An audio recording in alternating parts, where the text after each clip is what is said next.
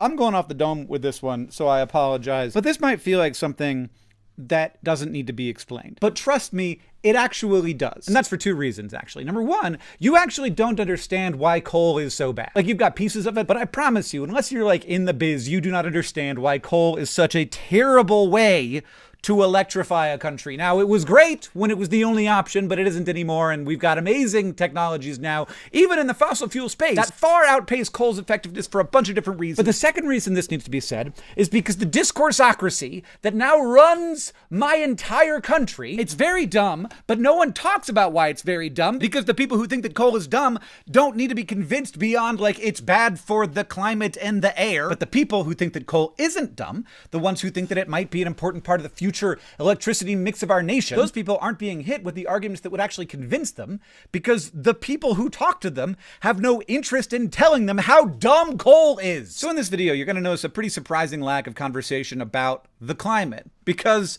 everybody knows that coal is bad when it comes to putting a lot of carbon dioxide in the atmosphere that will be there for a very long time. And there's basically no way to get it out. Now, is there a way to get it out? I hope so. I hope someday that we'll figure out a cost-effective way to remove carbon dioxide from the air. Right now, we do not have that. I've been working for over a year on a video script that's about all of the different ways that we could remove carbon from the atmosphere that is already there. But much easier is keeping it from getting into the atmosphere in the first place. And not burning coal is an amazing and extremely cost-effective way to do that. So to everybody, including myself, who's sort of focused on, like, fossil fuels should not be used at all, we should be moving past them almost entirely, this video is kind of not for you. Will it reach anyone else? I don't know. But let's talk real quick about why coal is a bad way to create electricity, and we're going to start with the biggest reason, which is the combined cycle gas turbine, which you can't use with coal. So probably the picture you have of a power plant in your head is the way that a coal-fired power plant works. So there's a fire under a boiler, and that boiler then boils water, and then that water goes through a turbine, that steam. It takes up way more space than the water does before it boiled. So there's all this pressure, and then that pressure passes over this basically extraordinarily complex fan that then spins. And then on the other side, you recondense the steam, and that further sucks all that pressure down through the spinning fan, and that's what generates electricity. The spinning fan then spins a generator. That's how it works. And that's how, like, pretty much every power plant worked for a really long time. But now, most fossil fuel power plants built in the US are combined cycle gas turbines. And they have, get this, a combined cycle. What is the combined cycle? They have two different generators in them. So one thing that happens when you burn something is you get heat. Another thing that happens is you get pressure. So when you burn coal, the carbon dioxide and water and other gases that come off of that take up a lot more space than the coal does. And that actually creates pressure. And for a coal-fired power plant, that's just vented. That's what comes out of the smokestack. You do not capture the energy of the expansion of volume of the coal to a gas. You cannot do that because coal is a terrible fuel. It's got a bunch of other stuff in it, and if you tried to do it, it would totally corrode the giant, expensive, fancy fan that you would be using to capture that energy. There's all these particles, there's all this acid. It would just completely destroy it in a matter of months. But what if you could burn a fossil fuel that's ultra pure? In that case, the only thing that you get when you burn that ultra pure fuel is water vapor and carbon dioxide. And those are actually two fairly stable molecules, even at high temperatures. So what you can do when you burn a very pure fuel, like, for example, methane, this is what methane looks like. It is the simplest organic compound. And when I say organic, I mean carbon-based, not created by life, though in this case it was at one point created by life, which was bacteria breaking down organic matter, and then it was captured under rocks in the earth, and then we got it out, and then we burned it. So we burned this methane, which we also call natural gas. That's sort of like the pretty term for it. It's just natural gas, but it's methane. You burn this methane, and all you get is water vapor and carbon dioxide, and so you can capture the expansion of volume that goes from the methane, which takes up less space, to these new gases that take up way more space, and they're going to blast over this fan, and that's going to create electricity. But then also you get the heat. You still get the heat. So that exhaust is super hot. And then they run that exhaust basically through a boiler, and that again boils some water. Then that steam passes over a second fan. And actually these two fans are connected together. And because you capture energy twice, you capture both the heat and the expansion of the combustion. You capture way more of the energy of the fossil fuel. So you get more energy per unit of fuel you use. Now, there is a world where economically it would still be better to burn coal if coal were way cheaper than natural gas. But coal isn't way cheaper than natural gas, especially in America, because we are like the world's leader in the technology for how to get natural gas out of the ground. So the combined cycle gas turbine, the fact that you can just get way more energy per unit of fuel, is the number one reason why natural gas is far superior to coal as a fuel. Now also you get less carbon dioxide per unit of energy. That's important to me. You don't get no carbon dioxide though. And also very importantly, methane is a very potent greenhouse gas. Along the entire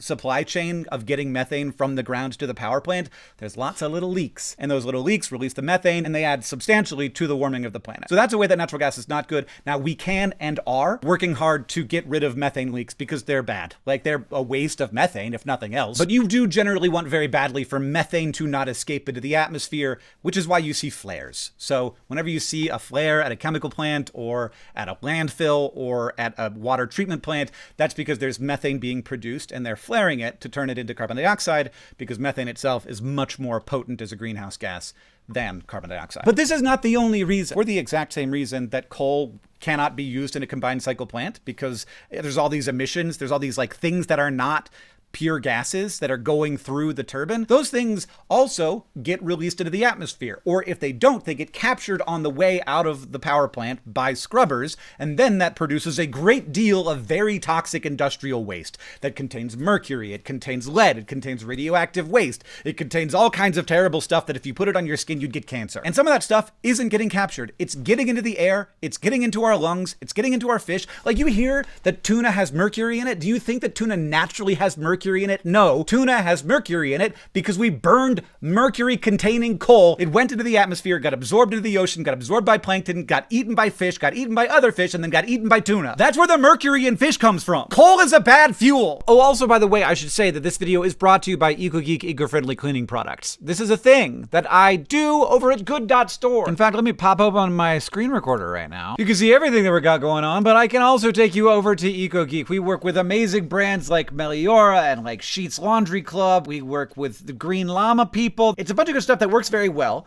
but it's also designed to not have a lot of packaging. And so instead of like going to the store and buying something that contains a bunch of water with stuff dissolved in it, we just send you the stuff that you could dissolve in water yourself. And that also means that it's super cheap and you can use your own reusable bottles, or we will sell you reusable bottles. I will say our reusable bottles, I'm looking right now, are currently sold out. So sorry about that. Basically what I'm telling you is it's good for like 1,000 different reasons, but among them also is everything that you buy at Good.Store, 100% of the profit gets donated to charity. And now you might be asking, then how can they afford to pay you, Hank, to do an advertisement for them? They don't. I started it because I was interested in whether or not you could run a company that donates all of its profit to charity. There I am on the website wearing some overalls. Who gave me overalls? No, it's an apron. That's an apron. Sorry. So yeah, check it out. We've got dishwashing, we've got laundry, we've also got sunbasin soap, which is more your hand soaps, your body soap, your shampoo, and also a lovely woodwick candle here. And look, while you're at Good.Store looking at EcoGeek, you might as well look at some other stuff. Because again, there's a ton of people working very hard to make sure that we have the highest quality possible products, that we're selling them at a good price. So check it out. And now back to the video. That's not even the end of why coal is bad. So if you are an engineer and you're dealing with moving stuff around, you vastly would prefer a liquid or a gas to a solid. Solids suck. They create dust. That dust can be dangerous. You have to have conveyor belts. You put them in train cars. You have to move them around. You can't put them in pipes. Solids don't move through pipes. So anyone working in the fossil fuel industry already would prefer working with gases and liquids, which is why everybody prefers gas. It's just better. Now, the technology is harder. Like a combined cycle gas turbine requires a lot more engineering ability. You have to be better at being an engineer to build one than to build a coal-fired power plant. But listen to me when I say this. America's good at that part. Like, we have lots of extraordinarily talented engineers. We can do that part. But we have not yet reached the end of the conversation here. There's another big reason why coal is dumb. Because a coal-fired power plant is really dependent on just the temperature of the fuel, it takes a long time to get the boiler up to the temperature that you want it to be at, and you cannot easily like decrease and increase the temperature a bunch, because one, that will stress the boiler, and like long term you create too much wear and tear on the power plant. You don't want to do that. But also it just takes a long time to bring the temperature up to the optimal temperature of the power plant. So coal-fired power plants run at pretty much the same temperature all of the time. And for a while, for a lot of electricity, that was kind of fine because we were using a lot of electricity at night, particularly because lighting required a lot of electricity. And now lighting doesn't require a lot of electricity. We have figured out how to make light much more efficiently. And so the power use drops really low at nighttime, and coal-fired power plants have to create power during that time, and we don't have as many things around to absorb that power. And so a coal-fired power plant becomes even more inefficient because it is creating power at times when we don't need it. So you're burning fuel and releasing carbon dioxide and spending money and running this thing 24 hours a day, even though the product is not needed 24 hours a day. Like, the coal-fired power plant has to create the right amount for the daytime, and then it just has to keep producing that same amount all of the time. It's very dumb. And that means a bunch of waste all along the way. Like, you're producing more pollutants, you're producing more industrial waste, you're consuming more fuel, you are warming the climate more than you otherwise would be. So coal is dumb for all of those reasons, but you're also consuming more water because, and this is crazy, coal-fired power plants consume way more water per megawatt produced than combined cycle gas turbines. Now, this is weird that I'm spending so much time throwing my weight behind a technology that I think needs to be retired fairly soon, which is the combined cycle gas turbine. That's also bad. And I do think that 20, 30 years from now, we're going to start retiring all of these combined cycle gas turbine plants that we created because solar and batteries will be so cheap. This video really is about the ridiculousness of saying that coal might be a thing that will happen again, and it just won't be, because I'm going to now explain to you why coal-fired power, and this is going to be a weird one, why coal-fired power plants consume so much more water than combined cycle gas turbines. So with a coal-fired power plant, 100% of the electricity is made by heat. And so you have to absorb all of that heat. You don't just have to boil the water, you have to recondense it. Because when the steam turns back into water, it takes up way less space. And so on one side, you are making it take up way more space, and that's pushing it through the turbine. On the other side, you're making it take up way less space, and that's sucking it through the turbine. And some people say turbine, and that's fine. I was earlier saying fan, because at least we all know what a fan is, and it's not sometimes pronounced fin. And so all of the power from the coal-fired power plant relies on you being able to recondense that steam. And what that requires is pulling a lot of water out of lakes and rivers and the ocean and evaporating it. And when it comes to the ocean, you might think this isn't that big of a deal. And kind of it isn't. That water isn't going to go downstream and be maybe used in homes or in agriculture. But there are environmental concerns. When you evaporate a bunch of water to cool down steam, you end up with ultra saline water, lots of salt. If you dump that back in the ocean, that's going to create areas where not as many things can live. Fisheries don't like that. People don't like that.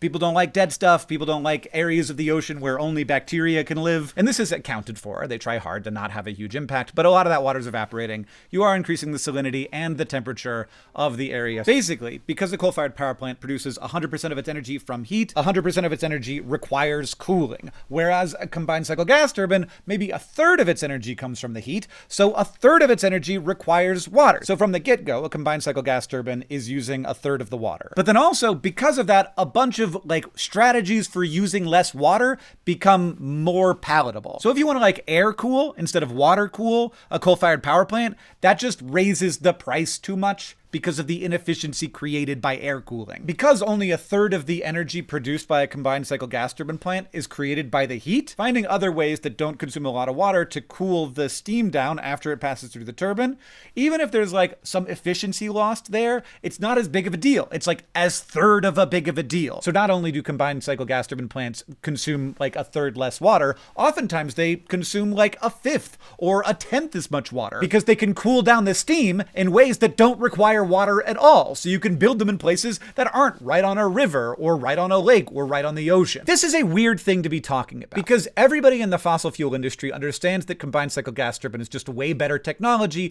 than coal-fired power plants. Everybody knows that. Nobody talks about this on the left because it sounds like now I'm in favor of burning methane, which I'm not. I think we should never build another gas turbine plant ever again. But I know that we will never build another coal-fired power plant again because the technology sucks.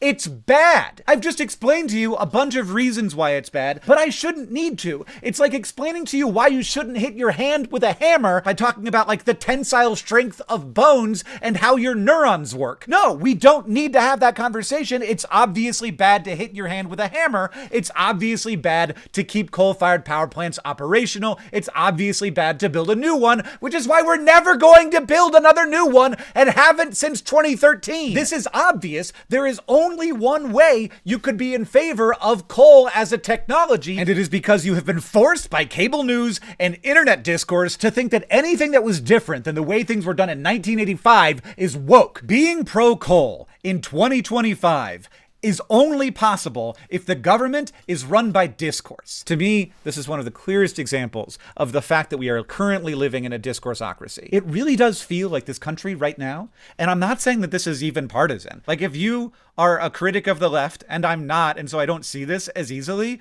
but I'm sure you see lots of ways that this is also true of leaders on the left. We need very desperately to have policies that have some amount of allegiance to the truth rather than allegiance to the discourse. And I just think we have completely lost the plot. Truth exists. It exists. It's a real thing. Expertise exists. It's a real thing. There are people who run power plants. There are people who build grids. The power just keeps being on.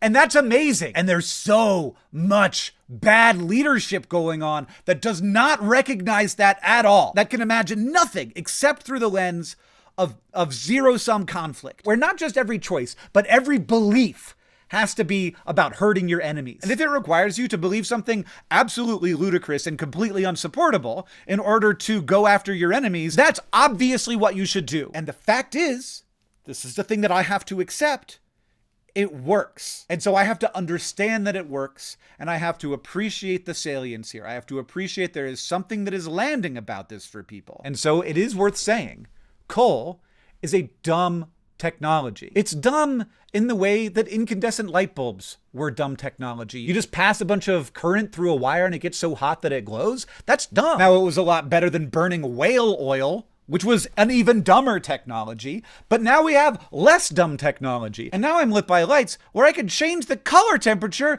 on a slider on my computer. That's not something that incandescent lights could do. Like, you didn't even know I was doing that. I got a light over here too. I got this boy, you can change colors with a touch of a finger. I can have it be white light, I can have it be red. Man, it's almost like that's a less dumb technology. And we should be using, I don't know, get this, better technologies! Let's play connections. Hero, butterfly, felt, fancy, glitter, fantasy, star, media, daydream, worker, principal, pom-pom, security, lead, or lead, pipe cleaner, illusion. Fancy and fantasy, that's a kind of an unusual definition of fancy, but a fancy, like a flight of fancy, which is like a fantasy, which is like an illusion, which is like a daydream, maybe? Illusion is not quite like those. Those things are all like things that you know are fake, whereas an illusion tends to be something that you don't realize is fake. And you're like, that was an illusion. Not like I'm currently having an illusion. That feels like a group, maybe. I don't see another one in there. Got worker.